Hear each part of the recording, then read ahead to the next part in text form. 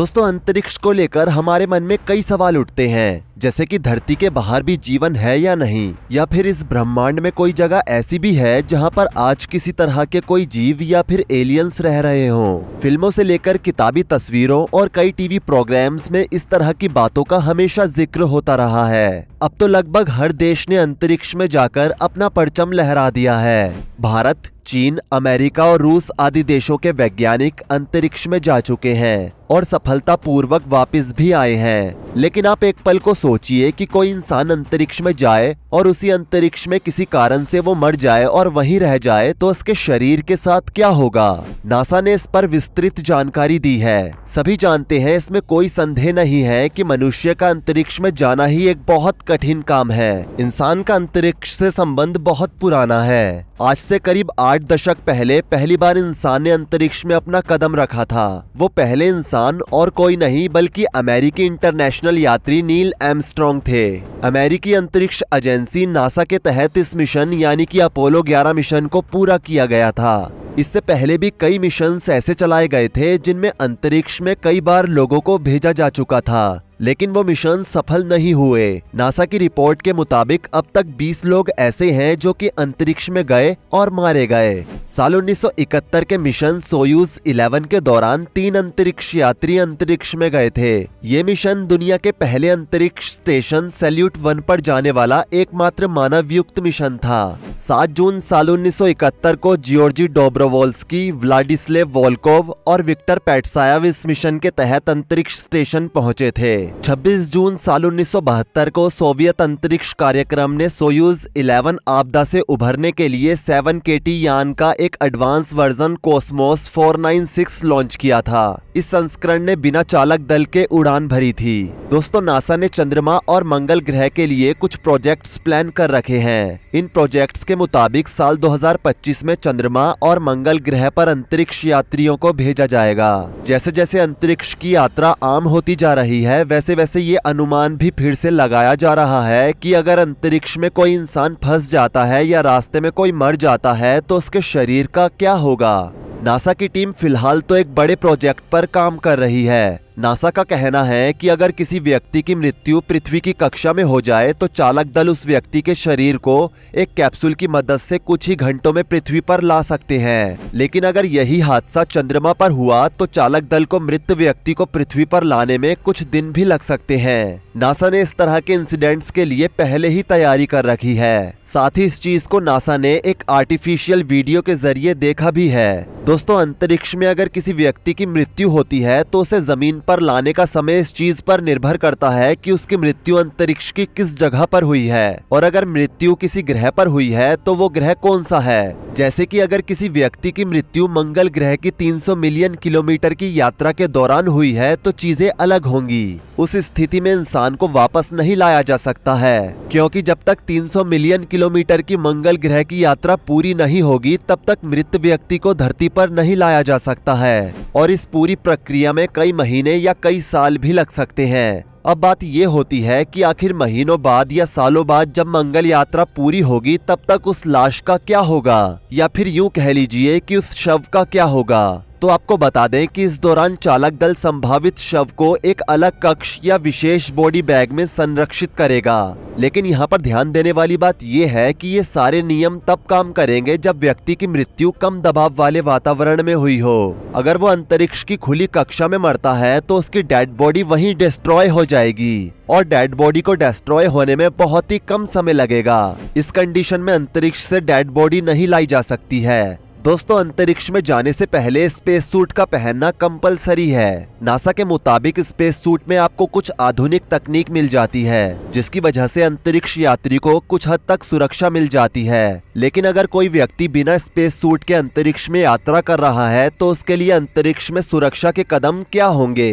तो बता दें, बिना स्पेस सूट यात्रा के दौरान अगर कोई भी व्यक्ति जैसे ही अंतरिक्ष में प्रवेश करेगा तो अंतरिक्ष यात्री की तुरंत मौत हो जाएगी। असल में अंतरिक्ष में कम दबाव होने की वजह से अंतरिक्ष यात्री के लिए सांस लेने में कठिनाई होगी और इस कारण से व्यक्ति को दम घुटने जैसी दिक्कत होगी और कुछ समय में वो खत्म हो जाएगा। लेकिन अगर अंतरिक्ष यात्री अंतरिक्ष की कक्षा में पहुंच चुका है और अब वो चंद्रमा की तरफ बढ़ रहा है तो उसके लिए अलग कंडीशंस होंगी। हम सबको पता है कि चंद्रमा पर कोई ब्रह्मांड नहीं है। ब्रह्मांड से मतलब कि चंद्रमा में प्रवेश करने पर आपको सिर्फ काली मिट्टी दिखाई देगी और वहां ऑक्सीजन का भी कोई नामो निशान नहीं है, जिस कारण अंतरिक्ष यात्री की चंद्रमा पर तुरंत ही मृत्यु हो जाएगी।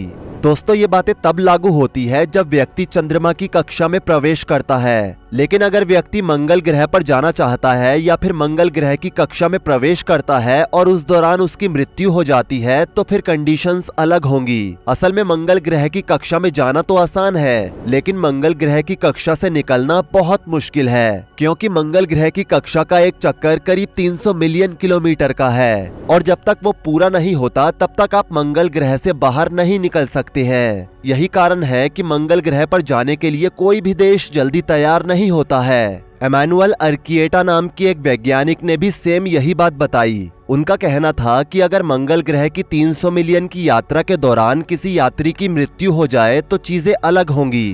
तब बाकी के अंतरिक्ष यात्री मुड़कर वापस नहीं जा सकते हैं, क्योंकि उन्हें मिशन पूरा करना होगा और जब कुछ महीनों बाद या कुछ सालों बाद मिशन पूरा हो जाएगा और एस्ट्रोनॉट्स को लौटना होगा तो वो शव को एक अलग कक्ष या विशेष बॉडी कवर में रखकर ले आएंगे। अंतरिक्ष यान के अंदर स्थिर तापमान और आर्द्रता सैद्धांतिक रूप से शरीर को संरक्षित करने में मदद करेगी, लेकिन ये प्रोटोकॉल तभी लागू होगा जब किसी की मृत्यु अंतरिक्ष स्टेशन या अंतरिक्ष यान जैसे दबाव वाले वातावरण में हुई हो। मंगल ग्रह पर रिसर्च के दौरान नासा के एक वैज्ञानिक ने अपनी संस्था से एक बहुत ही अजीब सा प्रश्न पूछा। प्रश्न ये था कि अगर कोई व्यक्ति मंगल ग्रह की कक्षा में मर जाता है तो क्या उसे जलाया जा सकता है? इस सवाल ने सारे वैज्ञानिकों के मन में एक क्यूरोसिटी पैदा कर दी, लेकिन इसका जवाब भी नासा ने जल्द दे दिया। नासा का कहना था कि किसी भी चीज को जलाने में बहुत अधिक ऊष्मा की जरूरत पड़ती है और मंगल में ऊष्मा नहीं है, जिस कारण से व्यक्ति को वहां जलाया नहीं जा सकता है। जलाने के बजाय चालक दल डेड बॉडी को एक विशेष बॉडी बैग में सुरक्षित रखेगा जब तक कि उसे पृथ्वी पर वापस नहीं लाया जाता। दोस्तों, अगर किसी इंसान की मृत्यु अंतरिक्ष में होती है तो कुछ कंडीशंस के अनुसार मृतक व्यक्ति का शरीर कुछ समय बाद अपने आप ही मम्मी जैसा रूप ले लेगा। इसके दो कारण हैं। पहला कारण ये है कि शव सड़ेगा नहीं, क्योंकि अंतरिक्ष में दबाव नहीं है और ना ही पानी है। दूसरा कारण ये है कि जिस बैग में डेड बॉडी को रखा जाएगा वो एक तरह का एयर प्रूफ कवर होता है, जिस कारण डेड बॉडी बिल्कुल अकड़कर सूख जाती है। उस डेड बॉडी को देखने पर बाद में ऐसा लगेगा कि ये एक हाइड्रेटेड हुआ शरीर है जो अब अंतरिक्ष में है। साथ ही बिना स्पेस सूट के अंतरिक्ष में जाने वाले किसी भी अंतरिक्ष यात्री का यही हाल होगा और इसके आगे क्या होगा वो इस पर निर्भर करता है कि आसपास कोई बैक्टीरिया है या नहीं। इंटरनेशनल स्पेस स्टेशन में शोध से वैज्ञानिकों ने पाया कि बैक्टीरिया 3 साल तक अंतरिक्ष में जीवित रह सकते हैं। अगर बैक्टीरिया शरीर में जीवित रहे तो वो इसे खाकर पचाना शुरू कर देंगे। अंतरिक्ष में तापमान कई जगह बेहद गर्म तो कई जगह बेहद ठंडा हो सकता है। जहां गर्म तापमान आएगा वहां शव का गलना बेहद तेज हो जाएगा और जहां तापमान ठंडा होगा वहां शरीर खुद ब खुद मम्मी का रूप लेने लग जाएगा, यानी कि मम्मीकृत होने लग जाएगा। स्पेस साइंटिस्ट एमैनुअल अर्किएटा ने इस बारे में विस्तार से बताया है। Emmanuel Urquieta translation research institute for space health में एक डॉक्टर भी हैं और एक वैज्ञानिक भी। वो अंतरिक्ष यात्रियों को स्वस्थ रखने के लिए नए नए तरीके तलाशने का काम करते हैं। उन्होंने कहा, मेरी टीम का काम ये सुनिश्चित करना है कि एस्ट्रोनॉट उतने स्वस्थ हों जितने उन्हें होना चाहिए। उन्होंने बताया कि अगर कोई इंसान पृथ्वी की कक्षा में मर जाता है तो अंतर्राष्ट्रीय अंतरिक्ष स्टेशन पर चालक दल कुछ घंटों के भीतर एक कैप्सूल में शरीर को वापस ला सकते हैं। लेकिन अगर चंद्रमा पर मौत हुई तो अंतरिक्ष दल को डेड बॉडी लाने में कुछ दिनों का समय भी लग सकता है। नासा के पास ऐसी चीजों के लिए पहले से विस्तृत प्रोटोकॉल्स मौजूद है और नासा ने अपने एक स्टेटमेंट में इस चीज को क्लियर भी किया है कि अगर अंतरिक्ष यात्रा के दौरान हमारी टीम का कोई यात्री किसी कारण से मर जाता है तो हमें इस बात का दुख होगा और हमें उसे वापस लाने की चिंता भी होगी। लेकिन हम उस व्यक्ति से ज्यादा अपनी उस टीम पर ध्यान देंगे जो कि अभी जिंदा है। हम पहले उनकी सलामती के बारे में सोचेंगे। इस स्टेटमेंट से ये स्पष्ट है कि नासा की सबसे पहली चिंता उस शव से ज्यादा उसके साथ मौजूद अंतरिक्ष यात्रियों को जिंदा वापस लाने की होगी, और जो कि सही भी है। वैसे दोस्तों, इतना सब कुछ जानने के बाद आपका क्या कहना है? क्या अंतरिक्ष में बार बार जाना सही है? क्या ब्रह्मांड के किसी और ग्रह पर वैज्ञानिक कभी जीवन तलाश पाएंगे, या फिर साल 2030 तक लोगों को दूसरे ग्रह पर बसने की झूठी तसल्ली ही देते रहेंगे? अपनी बहुमूल्य राय हमें नीचे कमेंट सेक्शन में जरूर दें। जाने से पहले वीडियो को लाइक करें, शेयर करें, और ऐसी ही और वीडियोस के लिए इस चैनल को सब्सक्राइब करके साथ में बेल नोटिफिकेशन को भी ऑल पर सेट कर लें। धन्यवाद।